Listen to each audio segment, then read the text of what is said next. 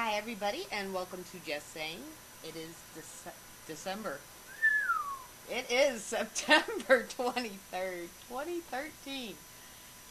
I'm Kim, and I'm joined here as I am every week by my giggling co-host over there, Mary. Hi, Mary. Hi, Kim. I told you the week before I'm going to start holding up signs. So you know my name, and now you know the date. I knew the date, I just don't know what month it is. I know. I don't want to skip through October. I can skip through November easily, but not October. That's a fun month for us. No, you can't skip through November. You have to be here in November. That's right. Okay, after the second week of November, we can skip on through till December 23rd. Okay. And then I can say, sorry, everybody, I didn't get anybody Christmas presents because Kim wiped out time. Anyway. Hey, you already have Christmas presents sitting in a box in my shop waiting for you. I know. I'm about 1/3 done, so no complaints here. So how was your week? Because I got good stuff to tell you, so hurry up. Well, now. Actually, it was pretty good. The weather has become very lovely. Friday we had that major storm come through, but ever since then the highs have been in the 80s, the lows have been in the 60s, instead of it being 110. Yeah, you getting the nicer weather now. We're getting the cold snap. I think that fall is just about upon us. So, but I spent the weekend at the Shanley Hotel there in Napanoch, New York. With Debbie Branning, Nick. Brag. I know. I'm going to brag, yes. It was very, very interesting weekend, totally enjoyable, and it's so nice when I go up there and I'm not responsible for anything. No events, because that's usually when I go, and I'm always busy. But we had some activity, because, the Shanley never lets us down. So, and Debbie is in the chat room. She's under Mary's laptop. See? She followed me back here. I don't see her in the chat room. I see Nukem Pums and Pookie Pums. No, she's Mary's laptop tonight. She's on my laptop. But anyway, we were doing some prep work for Halloween weekend, where I have an event scheduled for October 25th and 26th.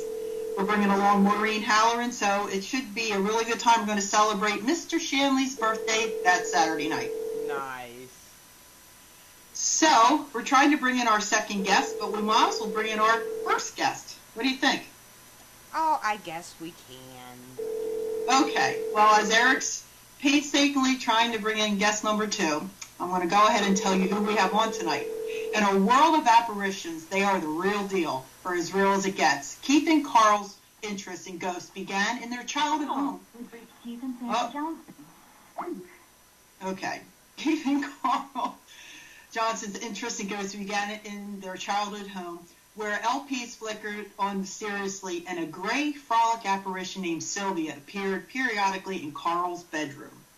As teenagers, their taste in Luigi and vampires was not exactly, I guess it wasn't a fit into their social lives. Their parents warned their kids to stay away from the Johnson boys.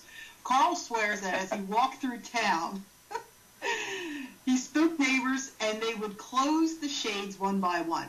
These days, the brothers have gone from shunned to celebrated. They have appeared together on Sci-Fi's Ghost Hunters and in solo appearances on A&E's Paranormal State and Animals Planet The Haunted.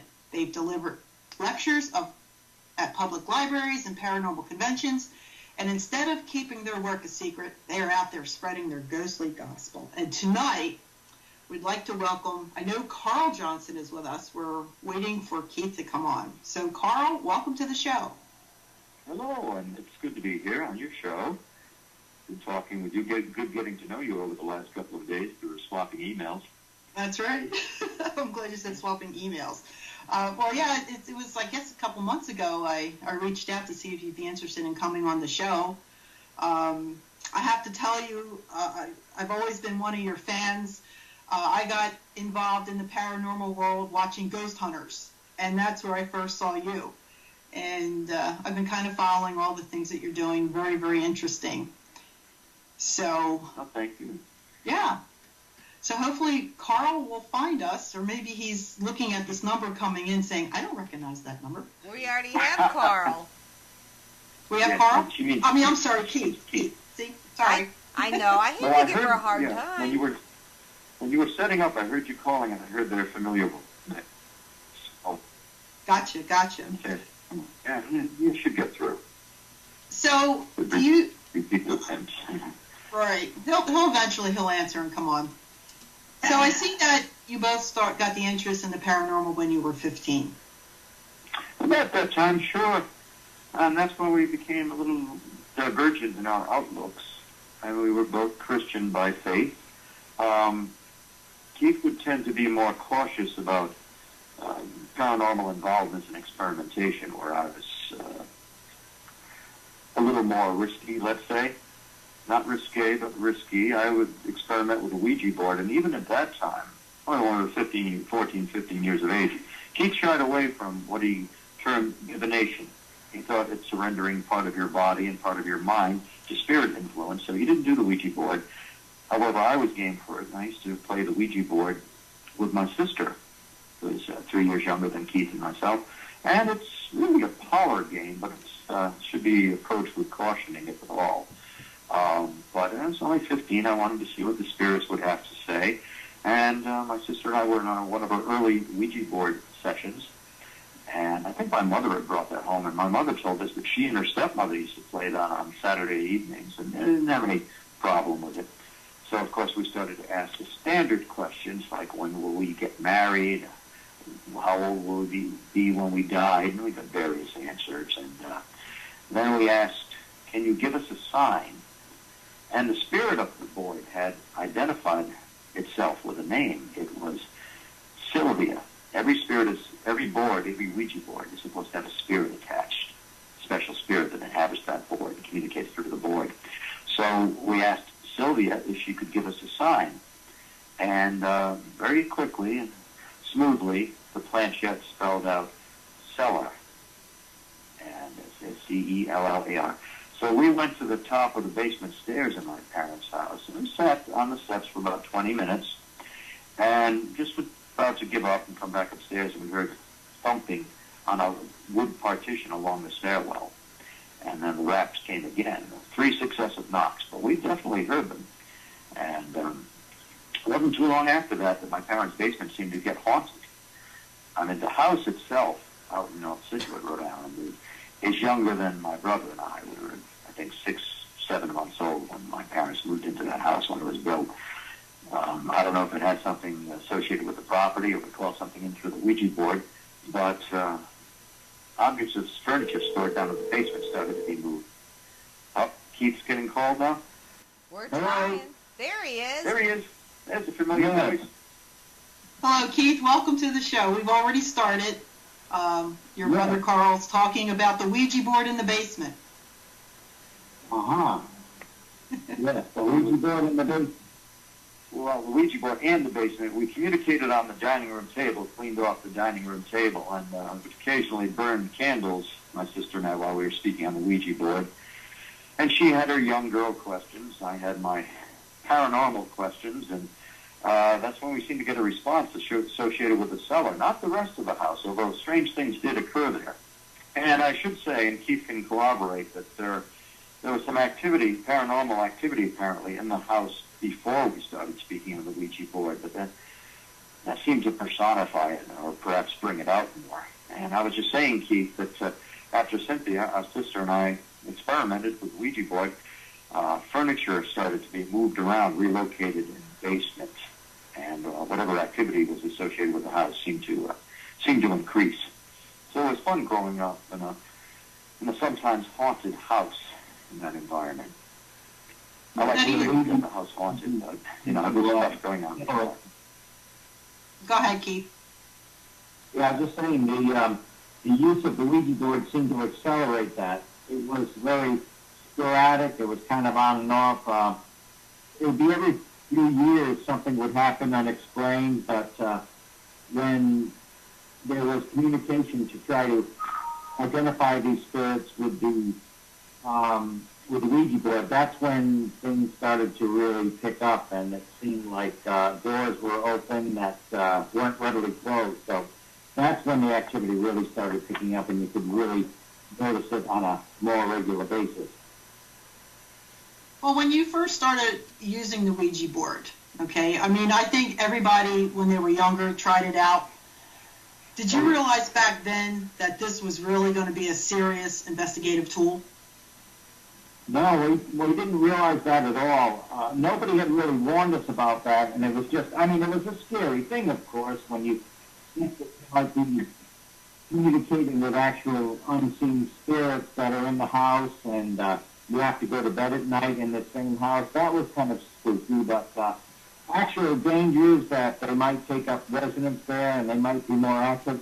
No, we didn't know about that at the time that we started playing with it. I didn't I myself did not have regular communication with it. My brother and my sister did. They began getting a rapport with certain spirits that would name themselves, and of course they would address these spirits, call them by name, and have regular chit-chat at night with them. I didn't have the regular chit-chat conversation. I would use it now and then with them, but my brother and sister began having a regular communication with what seemed to be friendly spirits at first. But then after a while, they weren't so friendly. They gained a foothold. Well, I have to ask. I did a little snooping on you two. Mm-hmm. What have you uncovered that we may not know about that's out there? Nothing that you haven't said personally. But okay, that's okay. How did you two guys deal with the Ouija board when Carl preferred the darker side and Keith preferred the angelic side? See, I listened. Oh, you've done your homework, I see. You've done your homework. You would think that the Ouija board basically was considered a game back then, a game by Parker Brothers, and it was just considered basically, let's see who's pushing it, let's see who's not, and most of the time, of course, I still believe this today. I think most of the time when you're playing with a Ouija board, it's your fingers are you're just using subconscious impulses. I think that you're figuring out the answers for yourself, you and your partner, whoever you're playing on the board with. I think it's just nerve impulses. You're answering it yourself, or else somebody's deliberately doing it, and it becomes a game. It becomes a game of let's see what answers we come up with. However, sometimes there is a spirit presence that is actually manipulating and spelling out words, and that's when the danger comes, when you're actually dealing with an unseen presence that has knowledge that we don't possess, and that's when it can get rather dangerous, and I think Carl agrees on that. Yes, and I thought Keith has a very astute answer to your questions. I couldn't have put it better. It's that good. But as Sandra will confirm, I'm known as the evil twin. Well, they always say there's an evil twin. I don't know, but if there is one, I would be that one. I am my own evil twin. So, which side did your sister go for? The angelic or the darker? Well, it's a dichotomy. I mean, I don't think one can fully exist without the other. True. At least in the scheme of religious thought, there's always the demonic, the dark side, battling the good. The evil confronts the good, and I don't know why that has to be. But I think it ties into human psychology, too. There always has to be the positive and negative influences. But in a more spiritual sense, I think all humans sense that there are dark forces surrounding us and invading the equilibrium of our lives that we try to achieve. And there seems to be a higher power that we can beseech. Now, it's up to everybody, their own acceptance, what their faith is, how they interpret this. But I think it's endemic to the human psychology, the human psyche anyway, to sense a goodness, a good power, and a darker, more oppressive side. So there's always that conflict. And I can't say I, align myself with the dark side. I just find it interesting. Why is it there? Why should this conflict be present? Why when things seem settled? Why when this should be a perfect creation? why is there always some malevolent force seeming to invade? And in spiritual sense, it seems to be the angelic and the demonic. I'm very interested in angels and angelology, too. And I like to think my brother is somewhat of an authority on angelology, or at least he's learned in that. But it is part of the profound mysteries of life and death, the angelic and the demonic. Well, it seems to be both present on some level. Well, let me clarify first. When Carl was more into the darker side and Keith was more into the angelic side, this is when they first started paranormal investigating at age 15. Yes. Not that you were still there. It's just when you first started out. Well, when you say paranormal investigating, my investigating at that time was limited to trying Abandoned to houses speak to and spirits and seeing cemeteries. if they would respond in a way I could hear, and, playing on the Ouija board. And that was before I knew anything about spirit voices being recorded, EVPs, electronic voice phenomena. And it wasn't too long afterwards, it was just 3 years later, I recorded my first example of electronic voice phenomena. Although I'd never heard of it at that time. I didn't know people could apparently record spirit voices, disembodied personalities, speaking messages. But I was, again, in my parents' basement. I was recording with a friend of mine, my friend Mark. Not recording for spirit voices, just, playing some music, doing a little magic ceremony, too. And as an experiment, I was into that form of expression. And to our surprise, when we played back the recording, and we were doing it as a demonstration of magic ritual procedure, not actually performing the ritual. And when we played back the recording, the cassette recording, a voice comes out towards the end. It sounded deep and slow, as if it was in slow motion. It sounded as though it was saying, "Someone help me."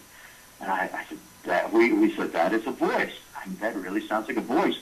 We didn't hear it at the time. My friend Mark had some recording equipment as a musician. He sped up the recording, and at an accelerated rate, you can hear a voice come out with that EVP. It says, "Carl, help me, help." And then you hear some, thumping sound, which we also did not hear at the time. And that was amazing. And then I heard on shows about paranormal research that some people do record spirit voices. So I got mine totally unintentionally. And that first EVP ever recorded. And that goes, way back to August 23rd, 1973.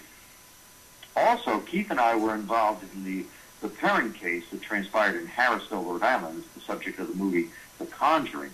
We were investigating at that time, so I since wondered, could there have been a tie-in? Was it because we were performing our first ever intercession, trying to assist a residential case, trying to help the family? I wonder if that had any connection, or if it had to do something with my parents' cellar where there was paranormal activity. Don't know, but first EVP. Who knows? But speaking of The Conjuring, that was going to be our next topic, and you kind of made a great segue in there to it. Oh, I didn't mean to do that. No, that's okay. I mean, eventually we were going to get to it, so this is perfect timing. To be perfectly honest with you, and don't slam me on Facebook, when the movie was talking about, when everybody was advertising, The Conjuring, I still haven't seen it. Me either. I plan to go see it because it does sound interesting, and I understand that Hollywood does some things to these movies, but let's just back up a little bit on the fact that you guys, go ahead. What I can say about the end of the movie where the mother dies and the family is driven out of their home, I ruined it for you. No, I just made that. He's funning with you. Yeah, that's not how the movie ends, so don't worry. I'm not going to give it away. I'm not going to spoil it. Well, from everything that I read about the both of you, Keith, you put an ad in I guess like a small college newspaper, and I guess advertising your services as paranormal investigators, And here you get contacted by the parent family. Now, I know that you went over and you did some investigations. You check the place out. You do what every good paranormal team does. I'm sure you did some background, just went over and checked it out. I mean, I used to be case manager, so, I know what it's like to make contact with the people. I also know that you met Ed and Lorraine Warren at the college. I think they were doing some type of lecture. And and correct me if any of my facts are wrong. I read up as much as I could, but all of a sudden, you're sitting here doing a show and some things will leave your mind. So here you are. You've been to this house, and obviously there's a situation. What prompted you to contact Ed and Lorraine Warren? We had been Feel to that the question, Keith? Yeah. Yeah, Keith can yeah, feel that question. right. We had been to the house, and we ourselves experienced some very, very severe phenomena. Interviewing the family, yes, we got their background, and it was very terrifying what these people were going through. They obviously needed some intervention, and we believed what they were saying, but of course we had to verify it for ourselves as well. And we came in there, young college-age group. Carl and I were teenagers. We were still in our teens at the time. We walked onto that property, and just walking onto the property, we knew something was wrong. Something was really, really wrong. We did experience quite a bit of phenomena while we were there at the house. We knew this was the real deal. This family is going through this. This is not just what you might call a normal haunting, where things are misplaced and people are being tapped on the shoulder and you get a few cold spots. This was a very, very malevolent spirit in this house, and this family was in real danger. That's what prompted us to get in touch with Ed and Lorraine Warren, because of their years of experience, and that's exactly what our case manager, Donna, did. She contacted Ed and Lorraine. And Carl can go through some of that activity that we actually experienced there. Well, what I experienced, first of all, is when we were pulling up to the site, we had talked to Carolyn and Karen quite a bit on the phone. Carolyn was the mother in that family.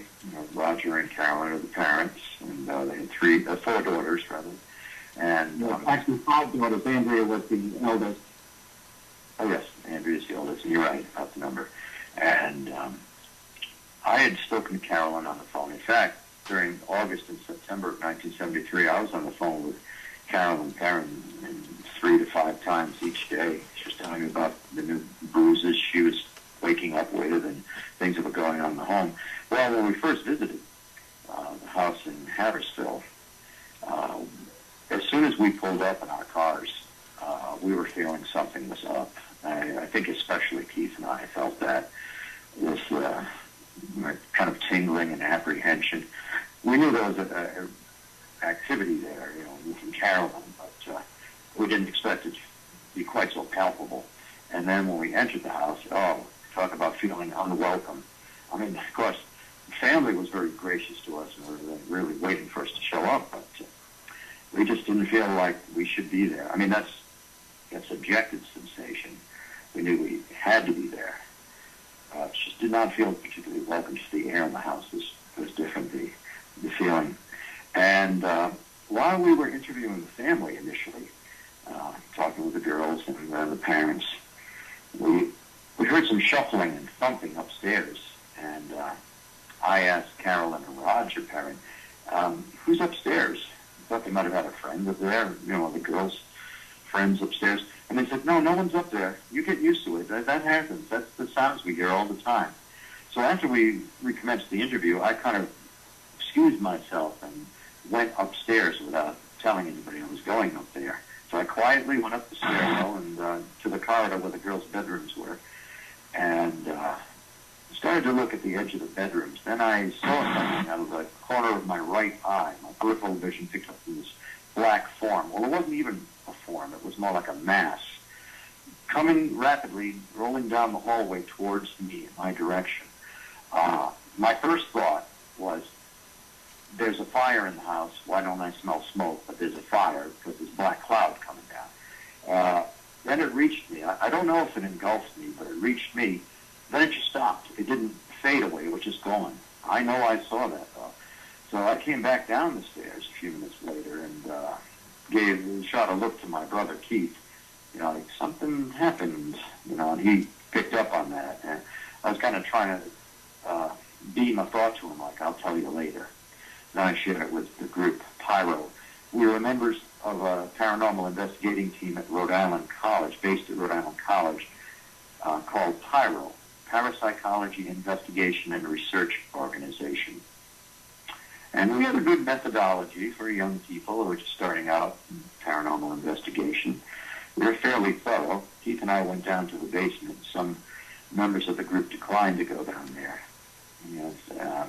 And what you see, much of what you see depicted in the movie is accurate, what was happening in the house and down at the basement. I'm not giving too much away, but they captured it.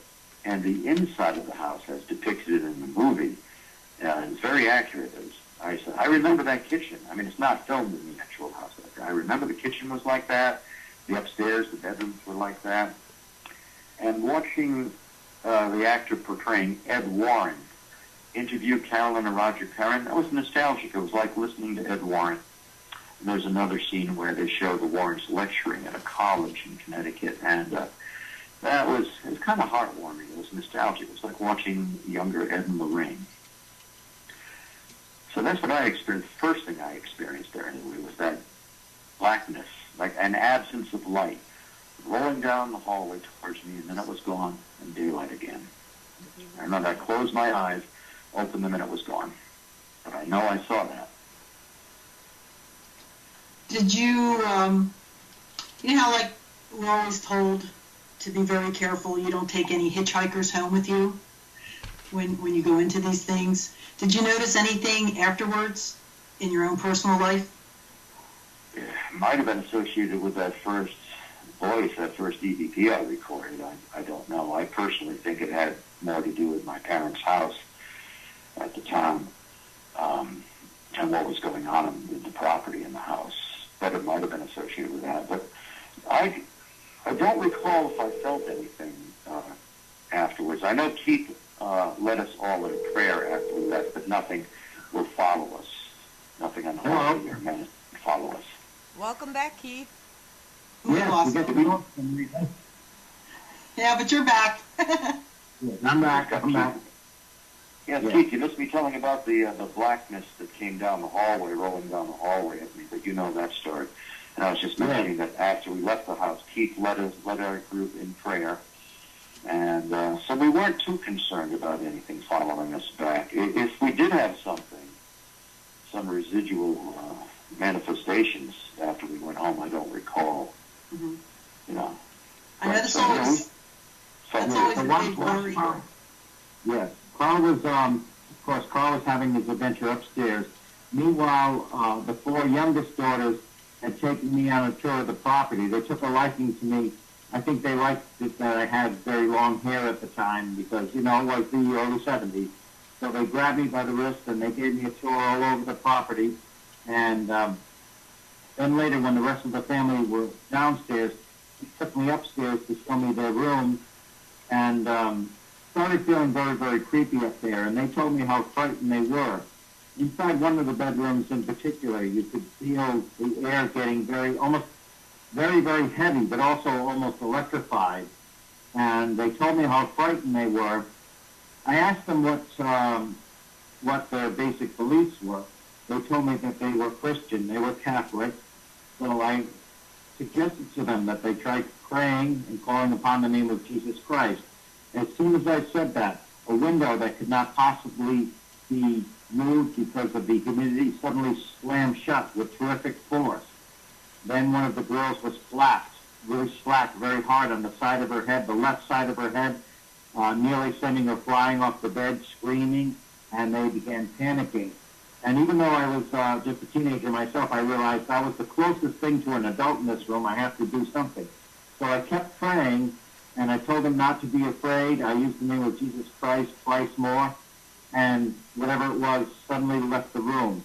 It's hard to describe how palpable that was, though. It was manifesting. You could feel it just drawing the energy right from you, like an electrical charge. And it was very, very real, very almost tangible. And but it did not leave the house, but it did leave the room. And they just looked around and they said, "It's gone, it's gone." They all unanimously started saying it's gone, and they felt so much safer. We went downstairs, and I began blessing the room. The only thing available was some chalk that they had, so I made the sign of the cross on the doors and the windows. And we went downstairs. Before we left that evening, the eldest daughter, Andrea, who was about 15 years old herself, she asked me if I would come downstairs with her because she had to get some preserves, and she was feeling very, very nervous because there was very, very little lighting down there. So I walked downstairs with her, and you could get that feeling again, as if something was manifesting. So I simply took her hand, we prayed, and went back upstairs. Things were fine for the rest of that evening, but they did not stay fine because, as we were about to learn, the activity soon picked up in that household after our visit there, our initial visit. Well, do you think that the energy was stronger in the house or in the barn? I think it was pretty strong in both places. Probably in the house. There had been a number of suicides and a lot of deaths in that house. Very, very strange. A man had, in the late 1800s, had died from drinking horse liniment, suicide. There had been a hanging of a woman named Susan Arnold in the birthing room. Now, of course, the houses there had birthing rooms next to a fireplace, a room near a fireplace for the warmth when babies were born. And Andrea's bedroom was next to what was in the birthing room. A girl named Susan Arnold had hanged herself in that room. Two men had frozen to death outside of the house. It was just an 11-year-old girl was killed with a straight razor. It was just, for all of this to happen in one house, it's so bizarre. Out in the barn in the late 1700s, a woman named Mrs. John Arnold had hanged herself, taken her life by hanging herself. She was in her 90s, she was in the early 90s at the time. She chose to take her life by hanging herself. The rope marks were still, they were still in the beam. They were still in the rope marks from where she hanged herself. So, it was pretty bizarre in the barn, too, because one time Carolyn told us that they went in the barn and a sickle came down off the rafters and just nearly took her head. It missed her by inches. It just came spiraling down and just missed her head. So it was pretty bizarre in both the barn and the house. But Carolyn did start to get very, very violently attacked within the house. So what I saw was, sorry to interrupt, no. What I saw that was most remarkable was in the house upstairs. What I felt was most ominous was in their basement. I had to steel myself to remain down there for more than a couple of minutes. And as Keith was saying, the girls in the family very much took to him. They saw him, I think, as a protector. And Keith was a very handsome young man, after all. Oh, yeah, he says that because we're twins. Good one. I just slipped that in. Yeah. Mm-hmm. But yes, it was a very, very dangerous situation in that house. We felt that the family was in danger, and this was verified less than a week later. Carolyn had a very, very disturbing visitation in her bedroom. It was late at night, the wee hours of the morning. She was in her bedroom. Suddenly she was woken up. She knew something was wrong. The room was unnaturally cold. She smelled this horrible stench of getting rotting flesh, and something went off on her dresser. Some kind of sparkling lights were going off on her dresser, and suddenly she looked over, and there's this figure floating at the foot of her bed. A very, very strange figure of what seemed to be a woman, although no distinct features. The features were very unclear, the facial features very unclear and desiccated. It was wearing a bonnet and like a type apron. No real hands, just like broken finger bones. What was very strange, though, is that the woman's head was cocked to one side as if the neck were broken. And remember, they had been suicide by hanging them. So this figure of this woman, again, emanating this bizarre chant, very, very bizarre. Carolyn didn't remember all of it at first. So later, she was under hypnosis. She remembered the whole chant. But what she did remember was the woman saying, "I'll drive you out with fiery brooms. I'll drive you mad with death and gloom. It will be too late for you'll be dead." It's a terrible thing to be saying. And Carolyn was frantically trying to wake up her husband, but her husband was in a psychic sleep. He could not wake up no matter how much she pounded him. He eventually passed out from fear. And of course, she called the next day. She called Kate and Donna frantic. And of course, she was in touch with Carl and Donna, calling, just desperate for help. And I mean, Carolyn was not a ready-made victim. She was a rather tough lady. She was grown up on a Georgia plantation, but she had about reached her limit at this point and was begging for help. So that's when Donna put her in touch with Ed and Lorraine Warren. We called the Warrens in, and because of their many, many years of experience, that we figured that they were the ones who had the experience. So they agreed to come down and do a co-investigation with our group, our psychological investigation and research organization. And the Warrens were supposed to have a combined investigation and try to bring help to the Perrin family. Well, I'd like to go back over the religious aspect of this because I read, and I have it printed out on one of the, I don't know if it was a blog or one of the news articles, where Mrs. Warren said that her biggest concern about the haunting was the family's lack of religious faith. Mm-hmm.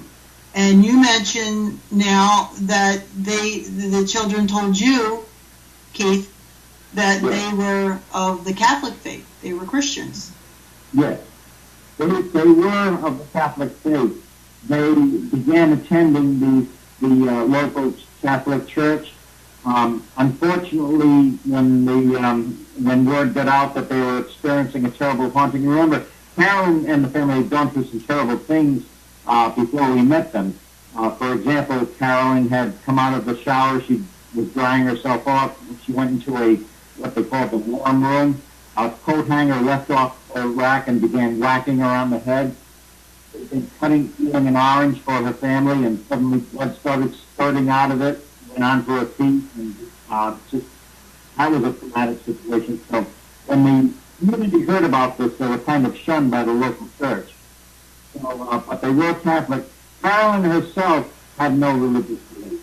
It was the mother who had no religious belief. However, after living in that house for years, she did become a believer. She did gain her faith, even though she entered that house with no belief at all. But yeah, go ahead, Carl. I was thinking the parents were discouraged with organized religion, such as they had been subjected to. You know, the church community rejected their need. In their time of need, rejected them, rejected their plea for help.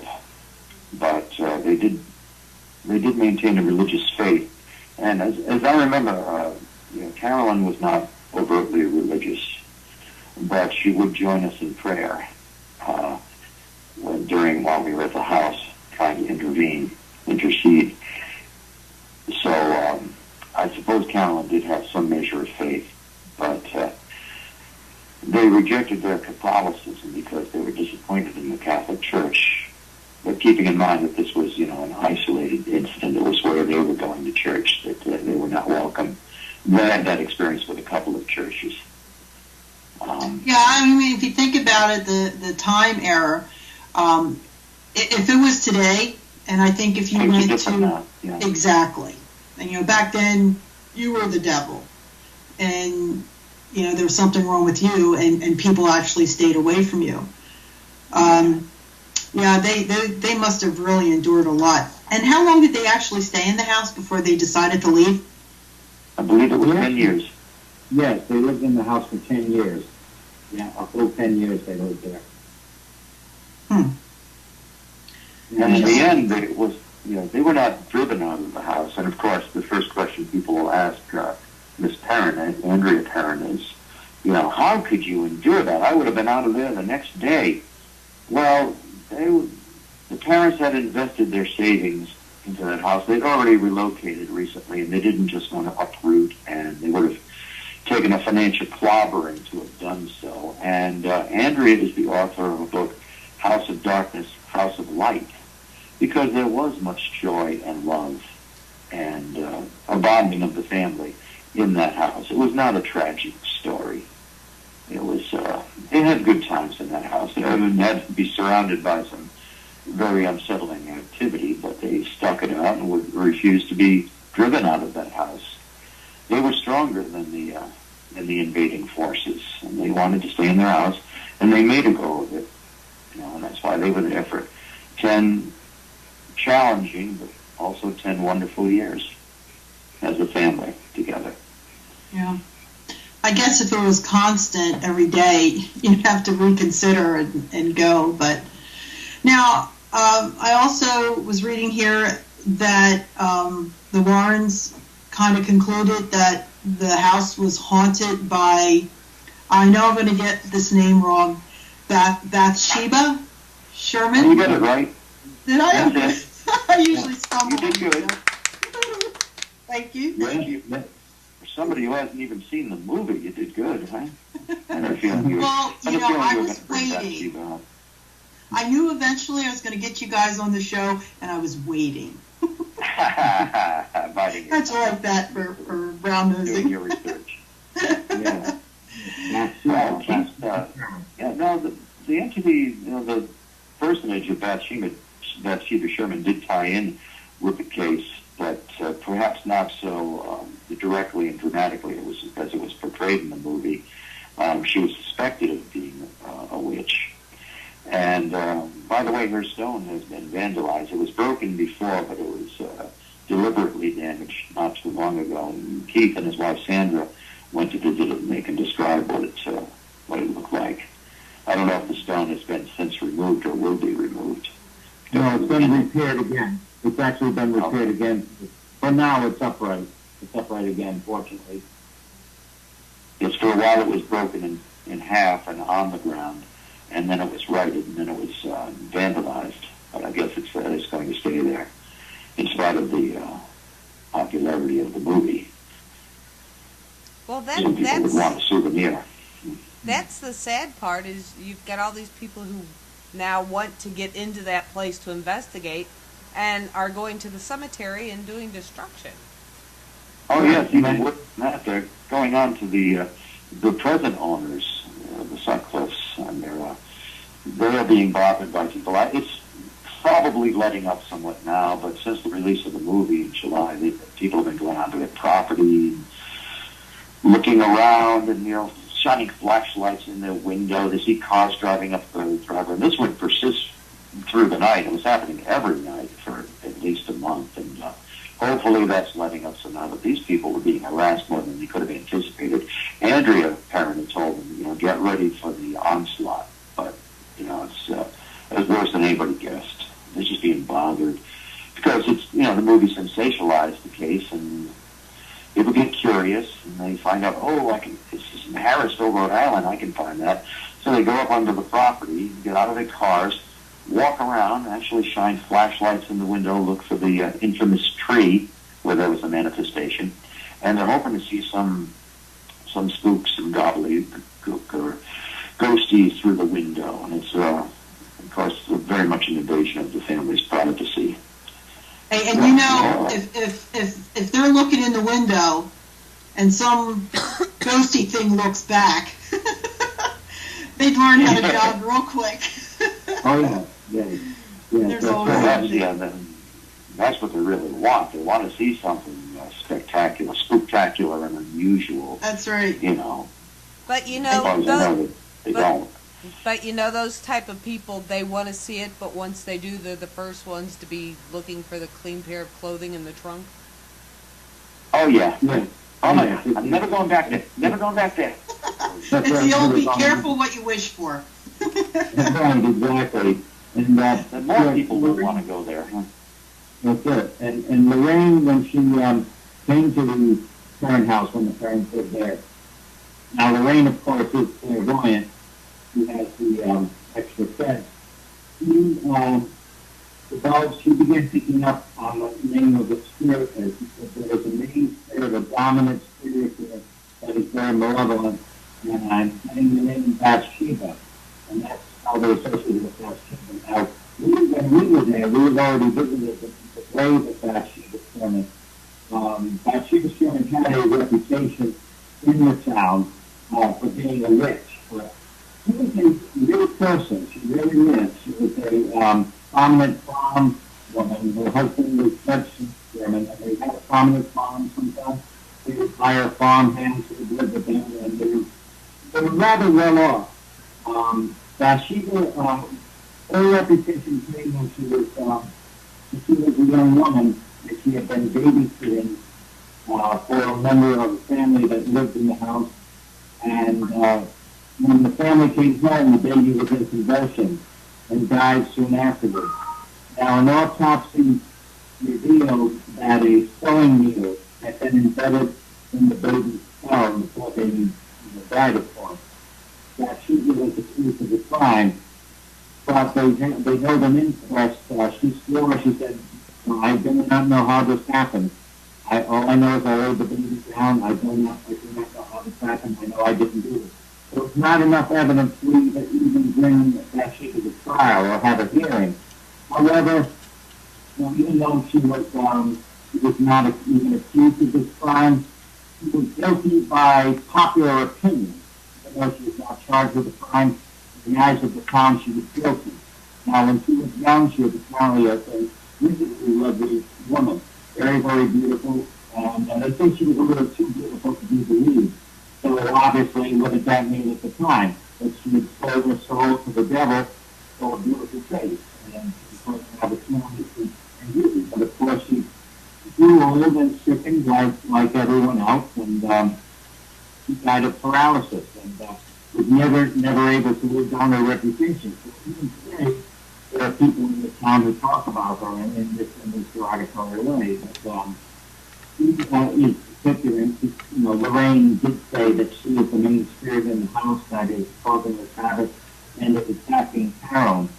Although the spirit that Carolyn saw did appear to have a broken neck, and more along the lines of Mrs. John Arnold, who found herself in the barn, or Susan Arnold found herself in the Breckenwood. But whatever the spirit was, and I personally do not even believe it was a human spirit. I think it was an human spirit posing as one of these people. But it was attacking Carolyn. Carolyn was the main victim. And Carl will describe to you these pains that we actually saw taking place with Carolyn over the period of time that we knew. Yes, but what Keith is describing about Bathsheba Sherman is the actual law associated with that woman, and how much was contrived and how much, like people came to believe, we can't say, but, we knew that story at the time.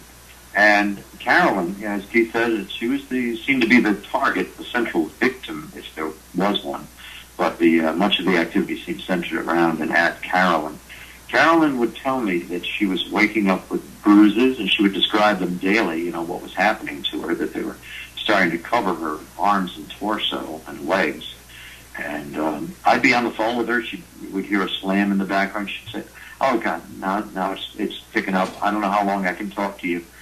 And we didn't see Carolyn for a couple of weeks, and then we as a team, Pyro, returned to the house, and Carolyn looked as though she had aged 10 years in those 2 weeks.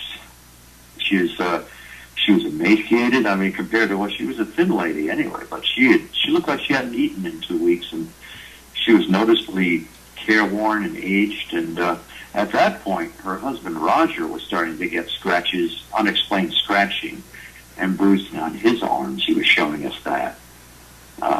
So whatever the actual source, be that Sheba Sherman, and I concur with Keith that it was most likely a non-human entity, perhaps masquerading as a once living person. Demons are into delusion. They like to fool us, throws people off their trail. But it would seem mostly to be attacking Carolyn. Carolyn has remained affected by her ordeal in that house. I mean, she's basically doing all right, but she's still affected by it physically. It took quite a toll on her, especially in those early years and in the first couple of years. And Roger was not so much affected by it. He remained sturdy, but he was being bothered by it. But for some reason, it seemed to be mostly Carolyn Perrin. I just remember vividly her describing what was happening at the house, and she would be slapped, she would be pinched, she would wake up with unexplained bruises and bite marks, and that was the worst of the onslaught. By the way, there's a fuzzy sound. Can you hear me all right? Yes. Yeah, you're good. Okay, Now, I can clear. They had 5 children, and of course now we're talking back in the 70s, so they're all grown adults. Yes. I know. I think that you spoke to Andrea. What about the rest of them? How did they all turn out? I mean, that was a horrible ordeal to grow up with. I think it made Andrea stronger. The other girls, I don't know, Keith could answer that probably a little more thoroughly. But I know Andrea, rose above those struggles. It's not as though she wasn't affected. But she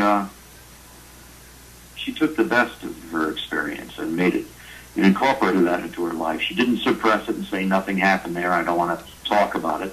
No, she knows it was very real, and a decade of her life. And it's made her a stronger character for that.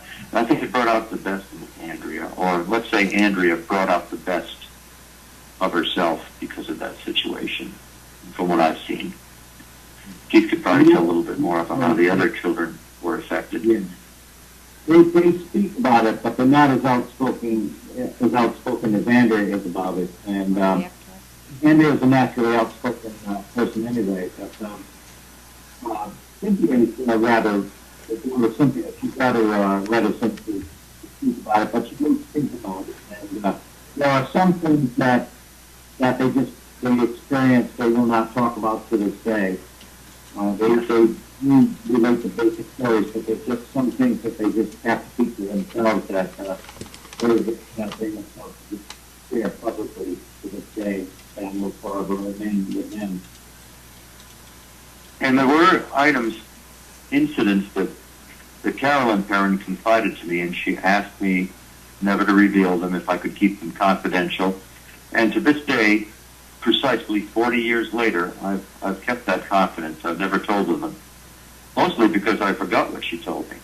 But I did give her my word, and I have to stay true to that. I don't recall everything she told me that she wanted me to keep between us. But there were some things she confided that she didn't want to be. She told me because it was going to be helpful for our investigation, but she didn't want me to tell anybody else, and certainly not in any public forum. And I don't remember what she confided, but it must have been pretty interesting at the time. Well, before we run out of time... How much more time do we have, by the way? I'm not sure what we've got going. 2 more minutes. Okay. Okay. Well, and I have so much good Dina Palazzini, I was going to ask her a couple of questions or bring her on. But maybe next time. Actually, I was going to ask her do a show invite just for her to come on. So good, yeah. We can pound on her for an hour. Yes, because I don't think anything you could ask her could be answered in 2 minutes anyway. Exactly. No. When you had mentioned that she was with you, I thought she would be an excellent guest. Kim and I are both empathic, so we love to talk to other empathic people. Yeah. Well, she's contentedly typing away on the laptop, so she's certainly keeping herself occupied. But you sure? Anyway, I have two questions left. One is from the chat room, but I'm going to hit you with my last question here is, here you are, you're sitting in a movie theater. You're not really sure exactly what's going to be going on in this movie, but you know nobody contacted you to ask your input in it. So were you a little surprised that neither one of you were mentioned in this movie? Since I call you guys the first responders. Hey, we were. Thank you. Yeah, Dean is very busy in the chat. Well, I was not surprised. I was not surprised that we weren't contacted because I knew the Warrens would be portrayed in a certain light, and I think our presence in the movie would have been considered extraneous. I mean, I think they felt that way. The producers, and the scriptwriter, I don't feel we would have done. But they weren't informed about our involvement anyway. So if they knew about us, they didn't. There was somebody involved in production that knew about our involvement, but he did not wish to disclose that. So I think it would have added to the film, if anything. Our college-based group was loosely represented by a lone college student in the film that is assisting Ed and Lorraine, and that's I think he's the representative of Pyro, although, of course, the name Pyro is not used in the film, and there's certainly no twin brother investigators represented. So I wasn't surprised that we weren't portrayed. Well, if nothing else, I mean, it says in the movie that Carolyn seeks the help of the Warrens, but Andrea tells people that the Warrens were brought in by a paranormal team from Rhode Island. So, it's out there that you were there, and I think that's important. Because, I mean, let's look at it this way, and I can't get into a long discussion because we have like less than a minute, is the fact that if you didn't use your head, I mean, you weren't showboating it. You knew that there was a situation there that you needed to bring somebody else in to take care of it. And yes, who knows how it would have turned out if you didn't. Certainly we did some good, and we assured them. And, we thought it was time to call in people with vast experience in this field. But, Exactly. we did some good in the 2 months we were active with that case. Okay, It was and a source of comfort for the family. all right, and I got to squeeze this into Keith. Keith, there's a question from Sal and Jen in the chat room. Is there any plans to do another paranormal reality book? Yes, actually, it's being published right now. The book is finished, and all we're doing is just getting it published. And so, yes, Paranormal Realities 3 will be coming out hopefully within another month. Awesome. Well, you're going to make Sal and Jen very happy. And unfortunately, we are at the end of our show. If anybody needs to contact you, where can they do so? So I'll go with Beyond the Veil Paranormal Research, www.beyondtheveilparanormal.com. That's as quickly as I can say it. Beyond the Veil Paranormal Research. Hopefully Dana can post that in the chat room for us. She always has to post that in the chat room. And Keith? Yep, we're very simple. NearParanormal.com. NEAR Paranormal.com. That's where we can be reached. All right. NEAR stands for New England Abnormal. Wait a minute. I came up with it. New England Anomalies Research. New England Anomalies Research. All right. Well, guys, thank you so much for joining us. Keith and Carl Johnson, you guys rock, and hopefully we can bring you back onto another show where we can continue the discussion. Absolutely. Thank you for having us. All right. And good night to Sandra. Good night, everybody. We thank you for joining us. Anyway, next week on Just Saying, we have, Kim, do you know who our guest is? Because I do. No. We have Victoria Rosencrantz. She is from Spirit Researchers, and we're going to bring her on here to talk about some of the work she does with the kids and the paranormal. And with that, we are getting out of here, but stick around. Miss Lillian is up next. Our newest Mistress of Monday. With her strangeness, no doubt. Well, yeah. All right. Good night, everybody. Good night. Good night.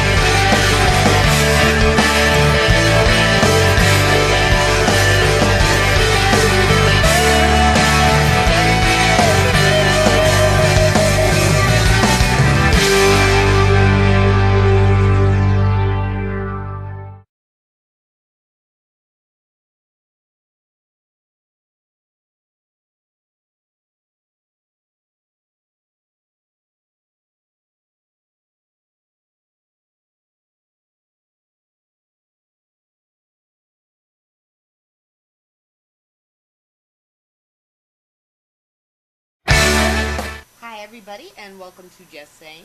It is December. It is September 23rd, 2013. I'm Kim, and I'm joined here, as I am every week, by my giggling co-host over there, Mary. Hi, Mary. Hi, Kim. I told you the week before I'm going to start holding up signs. So you know my name, and now you know the date.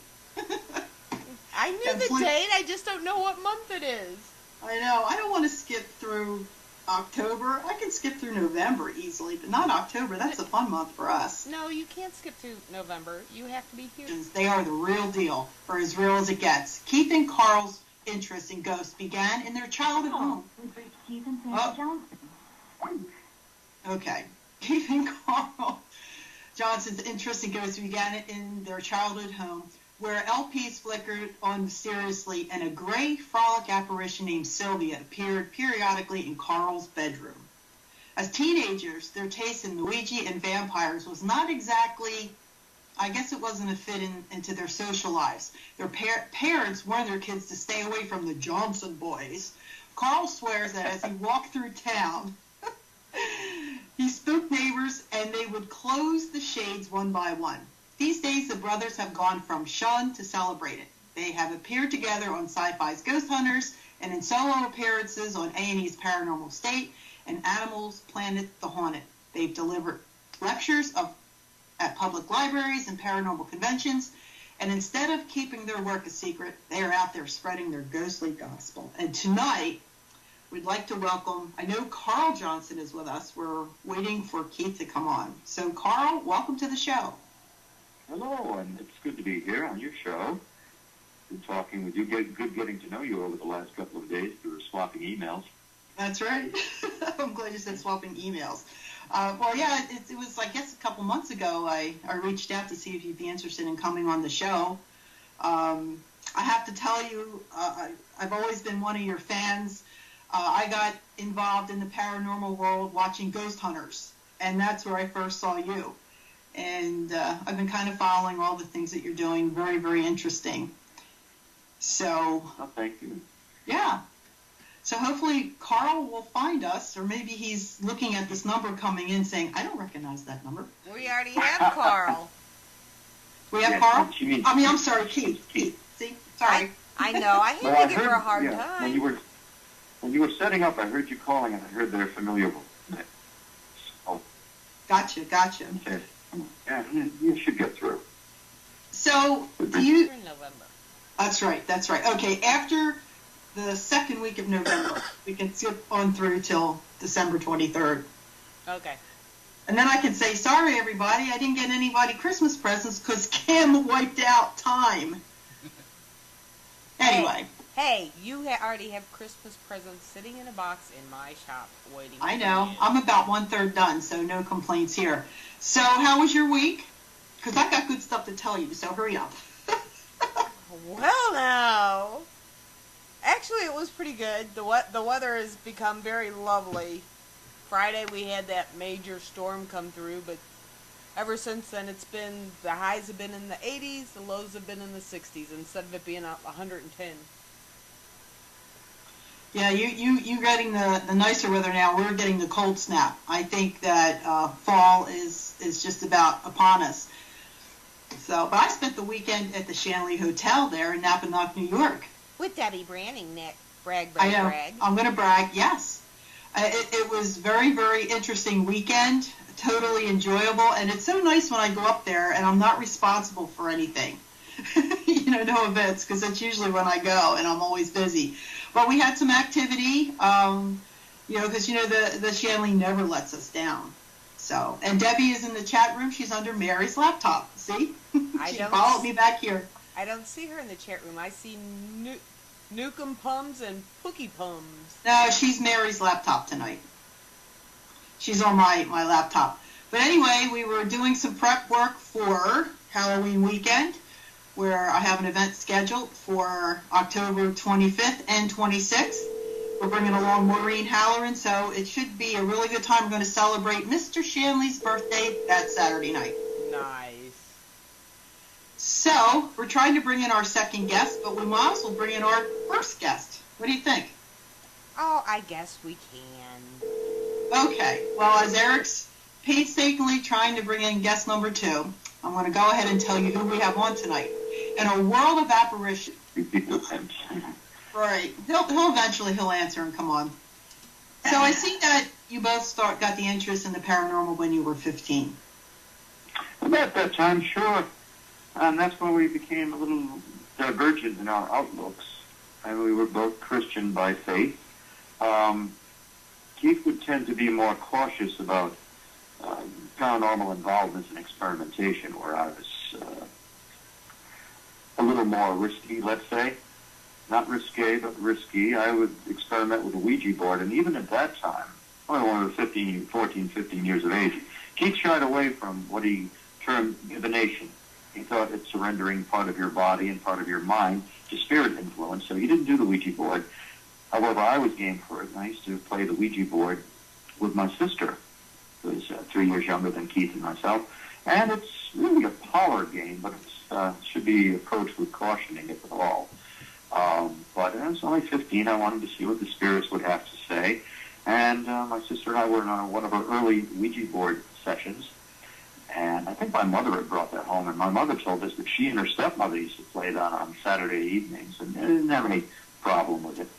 So, of course, we started to ask the standard questions, like when will we get married? How old will we be when we died? And we got various answers. And then we asked, can you give us a sign? And the spirit of the board had identified itself with a name. It was Sylvia. Every board, every Ouija board is supposed to have a spirit attached, a special spirit that inhabits that board and communicates through the board. So we asked Sylvia if she could give us a sign. And very quickly and smoothly, the planchette spelled out cellar. And it says C-E-L-L-A-R.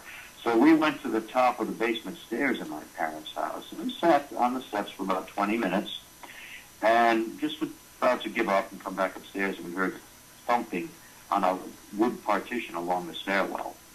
And then the raps came again, 3 successive knocks.